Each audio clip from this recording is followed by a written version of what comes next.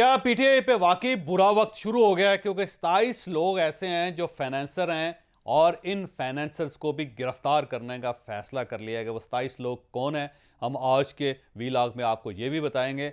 और ये जो जेआईटी बन रही है जुडिशल कॉम्प्लेक्स पे, इस जेआईटी का फ़ायदा क्या होगा और ये जेआईटी करेगी क्या क्या, आज के वीलॉग में हम आपको ये भी बताएंगे।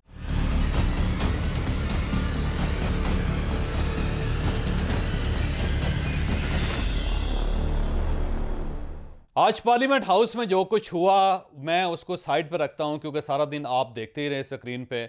और जो जो कुछ कहा गया, जो कुछ सुना गया, जिन जिन तासुरात का इजहार किया गया, जो प्रेस कॉन्फ्रेंसें हुई जहां पे इल्ज़ामात लगाए गए, जो सबूत दिए गए, इसको सबको एक साइड पर रखें क्योंकि इसमें हम रात के वक्त बात करेंगे या कल सुबह बात करेंगे क्योंकि उस वक्त तक ये खबर मैच्योर हो जाएगी। लेकिन उससे पहले जो एक चीज़ कल रात जो हुई थी, वो आज सारा दिन ज़ाहिर डिस्कस भी होती रही और उस पे ज़ाहिर पुलिस ने काम भी करना शुरू कर दिया। वो 27 लोगों की फहरिस्त है और ये वो 27 लोग हैं जो इंतहाई अमीर लोग हैं। और इन इंतहाई अमीर लोगों ने जो पीटीआई का दौरे हुकूमत था उसमें अपनी अमारत में इजाफा भी किया।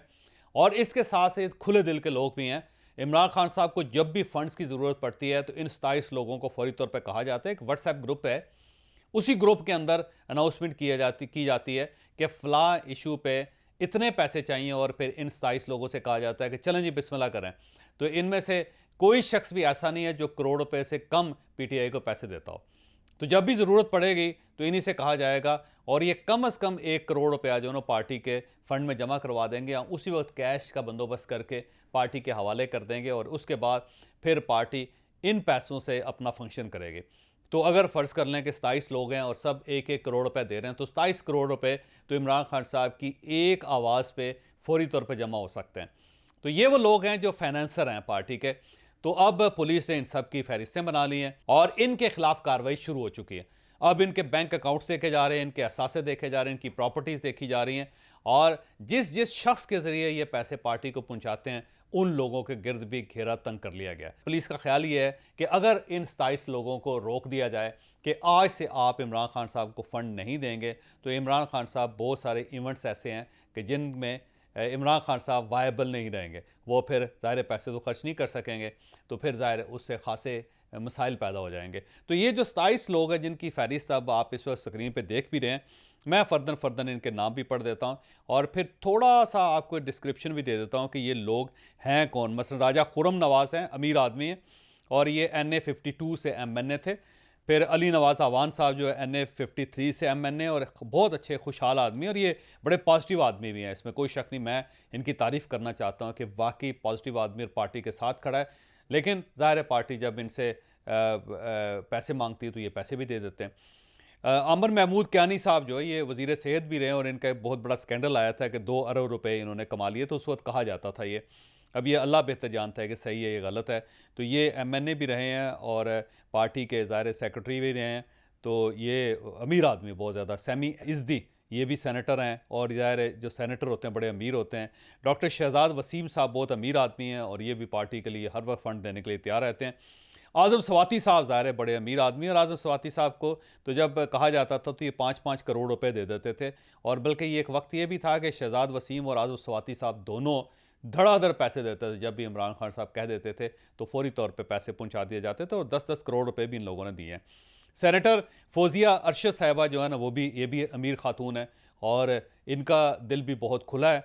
जब भी पार्टी कहती है तो ये पार्टी को फ़ौरन फंड दे देती है। राजा कैसर गफ़ार साहब जो हैं ये चेयरमैन हैं UC7 के और ख़ासे खुशहाल ज़मींदार किस्म के बंदे हैं। तो बनी गाला के अंदर ही रहते हैं और इमरान खान साहब के हर वक्त हाज़िर रहते हैं। एक ठेकेदार रिजवान अहमद हैं, ये भी बहुत सरगर्म कारकुन हैं, बनी गाला के अंदर रहते हैं और ये हर वक्त एक बक्सा रख के पास बैठे होते हैं। जितने पैसे कहा जाए इन फौरी तौर पर पहुंचा देते हैं और ज़ाहिर है फिर इनको फ़ायदा भी होता है बहुत। पंजाब से भी बड़ा फ़ायदा हुआ, KPK से भी बड़ा फ़ायदा हुआ इनको, यहाँ इस्लामाबाद से भी बड़ा फ़ायदा हुआ इनको। जमील अब्बासी साहब जो है ना ये भी बड़े खुले दिल के आदमी हैं। राजा जुल्करनैन है, ये भी साबिक चेयरमैन है और चरा एक जगह है और ये इनके पास भी बड़ी ज़मीनें हैं और बहुत प्रॉपर्टी डीलर्स के साथ इनके ताल्लुकात हैं। सुहेल सती साहब जो हैं ये वाइस चेयरमैन रहे हैं और सुहान में रहते हैं और इनके पास भी बहुत पैसा है। मलिक आमर साहब जो हैं ये साबिक चेयरमैन है UC सुहान के ये भी, और चौधरी इलियास मेहरबान, ये बड़े मशहूर आदमी हैं पीटीआई के और ख़ासे खुशहाल आदमी हैं। इश्तियाक अहमद साहब जो हैं ये भी तरलाई के रहने वाले हैं। इस तरह पीर हसनैन हैदर शाह साहब, इनका दिल भी बड़ा खुला है।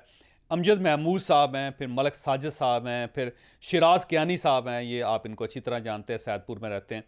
जमशेद मुगल साहब हैं, ये सदर हैं पीटीआई के और NA 54 से इनका ताल्लुक़ है। इस तरह शुएब खान साहब हैं, ये आप इनको बड़ी अच्छी तरह जानते हैं इनको भी। ज़ुबैर फ़ारूक साहब हैं, ये गोलरा शरीफ के रहने वाले हैं और बहुत खुशहाल हैं, प्रॉपर्टीज़ का काम करते हैं ये भी, और इनका दरवाज़ा भी हर वक्त इमरान खान साहब के लिए खुला होता है। फिर मलक रिजवान अहमद साहब हैं, ये साबिक़ चेयरमैन हैं ये, और ये भी यूसी तरनोल के साथ इनका ताल्लुक़ है। आमर मुगल मसूद साहब जंगी सईदा के रहने वाले हैं। फिर अंजम शहजाद तनोली साहब हैं, फिर मोहम्मद आमर शेख साहब हैं, और आखिर में अहमद ख़ान साहब हैं, ये भी साबिक़ चेयरमैन हैं और ये भी सेक्टर G72 में रहते हैं। और ये वो लोग हैं जिनका ताल्लुक़ इस्लामाबाद के साथ है। याद रखें कि ये फ़हरिस्त जो है इस्लामाबाद से रिलेटेड है।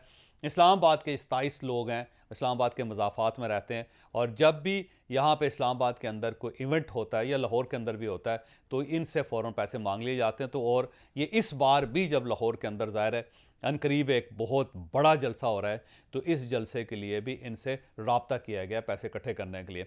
सेम इसी किस्म की एक फ़हरिस्त लाहौर के कुछ लोगों की बन रही है जिसमें 32 लोग हैं, और ये 32 लोग वो लोग हैं जो बड़े बिजनेसमैन हैं, जो इमरान खान साहब के अच्छे फाइनेंसर हैं, और उनकी फ़हरिस्त जो है ना वो भी अनकरीब आपके सामने आ जाएगी। फिर खैबर पख्तूनख्वा के कुछ लोग हैं, जिनमें कुछ सेनेटर्स भी शामिल हैं, और ये इंडस्ट्रियलिस्ट सेनेटर्स हैं, या ये वो लोग हैं जिन्होंने पिछले दौरे हुकूमत में बहुत ज़्यादा फ़ायदे उठाए थे।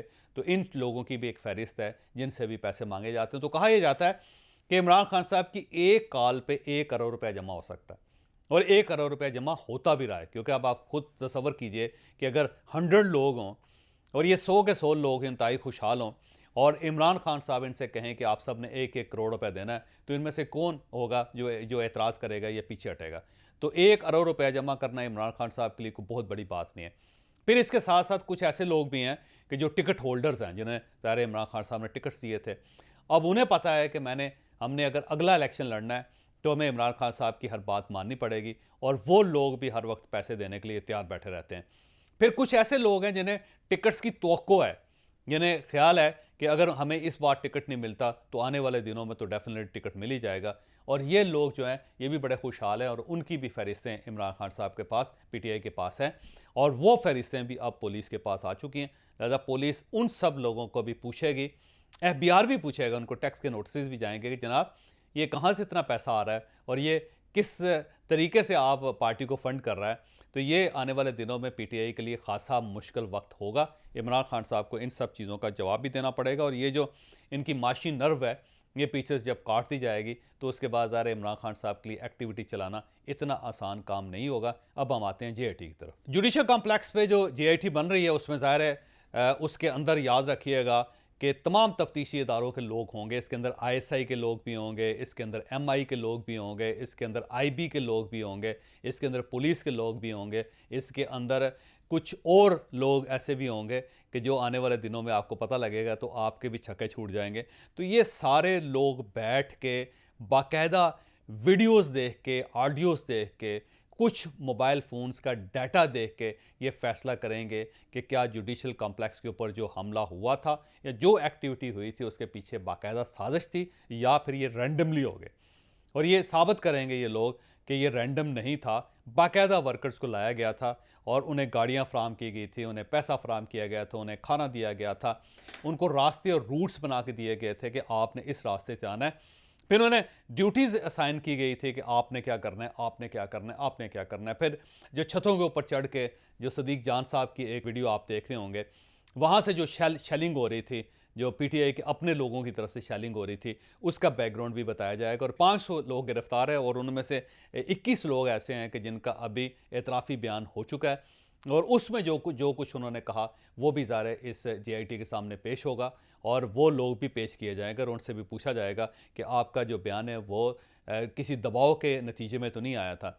अब ज़ाहिर है वो उनको भी बताना पड़ेगा।